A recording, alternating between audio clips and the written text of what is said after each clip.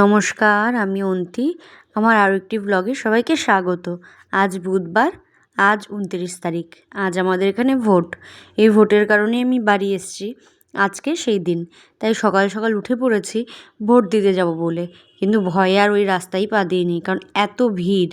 ভাবছি তাই কাজকর্ম করে রান্নাবান্না সেরে একেবারে দুপুরেই দিতে যাব ভোটটা। তাই এদিক দিয়ে বড়মশাইয়ের আবদার আজকে বিরিয়ানি খাবে। আর এ বাড়িতে আসলে না বেশিরভাগই বিরিয়ানিই করি, আমিও খুব পছন্দ করে। তাই এদিকে চা বসিয়ে দিয়েছি নিজেদের জন্য, আর ওদিকে বিরিয়ানির চালটা ধুয়ে ভেজাতে দিলাম, কারণ বিরিয়ানির চালটা একটু ভিজিয়ে রাখতে হয়। আর এদিক দিয়ে নিজেদের জন্য 2 কাপ চা বসিয়েছি, আমি আর মা খাবো। আর এখান দিয়ে ছেলের জন্য করব হচ্ছে তরকারি আর ভাত, কারণ ও তো বিরিয়ানি খাবে না, ওকে এখনও দিইনি এইসব মশলার কোনো খাবার। আর এদিকে দেখো সবজি নামিয়ে নিয়েছি, আর বিরিয়ানির সব আঁতরগুলো বের করে নিয়েছি। আর এদিকে চিকেনটাকেও দই দিয়ে ম্যারিনেট করে নিয়েছি। আমার এদিকে চাও হয়ে গেছে। আর ছেলের জন্য সবজি কাটছি, ওকে ওই কুমড়ো, পটল, পেঁপে, আলু দিয়ে, মুসুর ডাল দিয়ে আর দেশি মুরগির ডিম দিয়ে তরকারি করে দেবো। আমি আর মাছ নামাইনি, যেহেতু আজকে আমাদের বিরিয়ানি হবে, চিকেন আনা হয়েছে, সেই কারণে আর মনে ছিল না মাছ নামাতে। তাই ওকে দুবেলায় আজকে ডিম দেবো। আর এদিকে ও সবজিটা কেটে নিচ্ছি, আর ওদিকে ছেলের জন্য ভাতও বসিয়ে দিয়েছি। আর এই দিক দিয়ে দেখো ছেলের তরকারিটা বসিয়ে দিচ্ছি। বলছি ছেলের তরকারি, আজকে ওর বাবাও এটা খাবে ওটস দিয়ে, কারণ সকালে আর সেরকম কিছু করা হয়নি। যাব বলেছি তাড়াতাড়ি সকাল সকাল ভোট দিতে, তারপর শুনলাম যে দেরি, তাই ভাবছি তাহলে এদিকে কাজগুলো এগিয়ে নিই। আর কাজ এগোবো কি, ওই যে আমার ছেলে চলে এসছে, মুজ পাগল। তরমুজ দেখেছে, অ্যাপেল দেখেছে, এখন ও তাকে কেটে দাও। আর অ্যাপেল এখন কেটে দিতে হয় না, আস্ত দিতে হয় ওকে। তাই ও বলছে আমাকে কেটে দাও, আমি খাবো। আচ্ছা ঠিক আছে দাঁড়াও, কেটে দিচ্ছি। তার আর তর সইছে না, সে পাগল হয়ে গেছে। কেটে ওকে দিয়ে দিলাম, ও নিয়ে গেল। আর এখান দিয়ে আমি মশলা করে নিলাম বিরিয়ানির। কী বলো তো, কারেন্ট চলে গেলে ভারী সমস্যা, তাই সবার আগে মশলাটা করে নিলাম। আর এদিকে বেরেস্তা করব বলে পেঁয়াজ কেটে নিয়েছি। আর বর এখান দিয়ে মাছ নিয়ে এসে অনেকটা চিংড়ি এনেছে, ইঁচড় চিংড়ির জন্য। যদিও আমার বর চিংড়ি মাছ খায় না, ইঁচড় খায়। গাছে অনেকগুলো ইঁচড় হয়েছে, তাই বাবা বলছে এখান থেকে একটা কাটো। তাও খুব খুশি, আনন্দ পাচ্ছে যে নিজের হাতে ইঁচড় কাটবে। আমার ছেলেও ভীষণ খুশি, এসে এই কাঁঠালগুলোকে ধরবে আর জ্যাকফ্রুট করবে।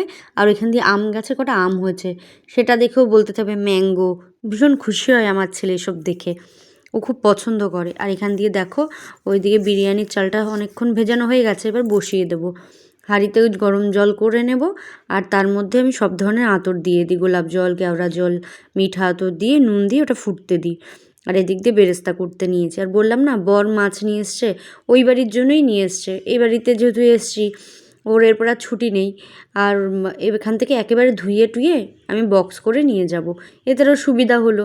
আমার যখন যেটা দরকার তখন সেটা নামিয়ে নিয়ে আমি তরকারি করতে পারি। আর এদিক দিয়ে দেখো বেরেস্তা হয়ে গেছে। আর সেই তেলেই আমি আলু ভেজে নেব। আমি না খুব মানে ঘরোয়া পদ্ধতিতে বিরিয়ানি করি, মানে ঘরে যেটুকু থাকে জিনিস তার মধ্যে, যে এটা নেই সেটা নিয়ে এসো বিরিয়ানিতে, এই ওই একদম না। ঘরে যা থাকে তার মধ্যেই আমি তৈরি করি বিরিয়ানি। খারাপ খেতে হয় না। বর তো বলে ভালো, বাড়ির লোকও পছন্দ করে। আমি বরাবরই এভাবেই বিরিয়ানি করি। এদিকে মাংসটা কষতে থাক, তার মাঝে তোমাদের কিছু কমেন্ট পড়ে নিই। সাকিনা রাজেশ আমাকে কমেন্ট করেছে, তোমার বাড়ি কোথায়? আমার বাড়ি নদিয়া জেলায় গো, আমাদের 29 তারিখ ভোট।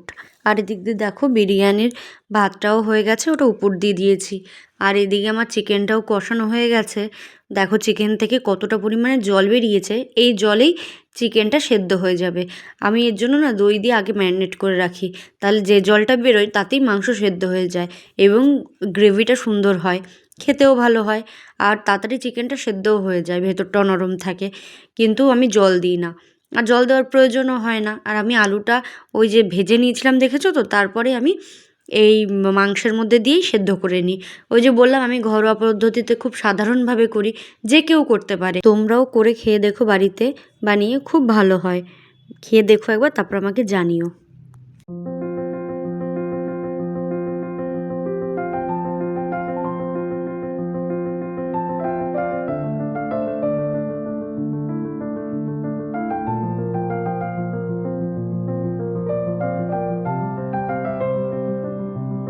বিরিয়ানির একটার পর একটা লেয়ার করা হয়ে গেছে, এবার দেবো দমে।